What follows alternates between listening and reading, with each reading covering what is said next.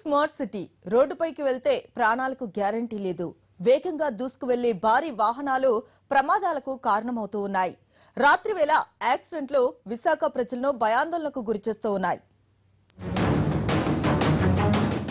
చెన్నై కోల్కతాలను కలిపే 16వ నెంబర్ జాతీయ రహదారి విశాఖ మధ్య నుంచి వెళుతుంది.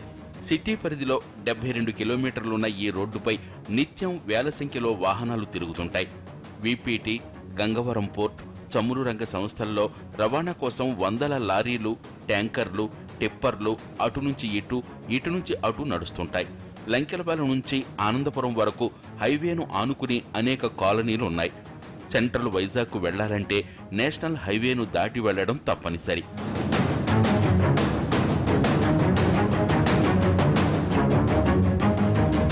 జాతీయ రహదారిపై మెరుపు వేగంగా దూసుకు వెళ్లే భారీ వాహనాలతో పెను ప్రమాదం పొంచి ఉంది. రాత్రి వేళల్లో హైవేపై ఎక్కువగా యాక్సిడెంట్లు జరగడం ఆందోళన కలిగిస్తోంది. కొద్ది నెలల క్రితం మారికవలస దగ్గర కారును రాంగ్ రూట్లో వచ్చిన టిప్పర్ ఢీకొట్టింది.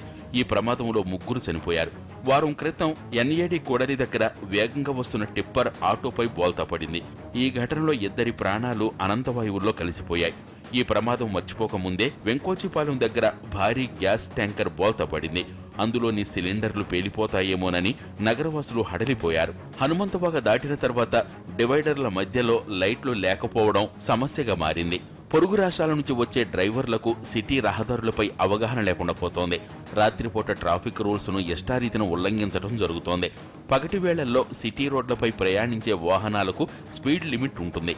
కానీ రాత్రిపూట నిబంధనలను డ్రైవర్లు ఖాతరు చేయటం లేదు. తాగి వాహనాలను నడపడం, క్లీనర్లతో డ్రైవ్ చేయించడం ప్రమాదాలకు కారణాలవుతున్నాయి.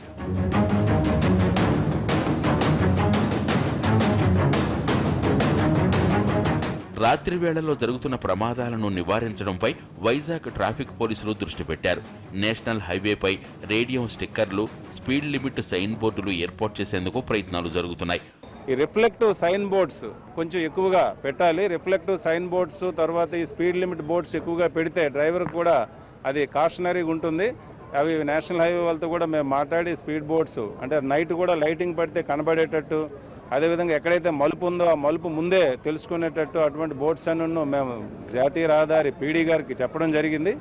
అదేవిధంగా జీవీఎంసీ లిమిట్స్లో కూడా ఈ మధ్యకాలంలో ఈ సైన్ బోర్డ్స్ అంటే ముఖ్యంగా డ్రైవర్స్ని అలర్ట్ చేయడానికి సైన్ బోర్డ్స్ పెట్టమని చెప్పడం జరిగింది. వాళ్ళు కూడా దాన్ని లిస్టు తయారు చేస్తున్నారు. నేషనల్ హైవేపై రాత్రిపూట ప్రయాణం రిస్క్ అనే అభిప్రాయం నగరవాసుల్లో నాటుకుపోయింది. ఎంతటి వారికైనా రోడ్డెక్కాలంటే గుండెల్లో రైళ్లు పరిగెడుతున్నాయి.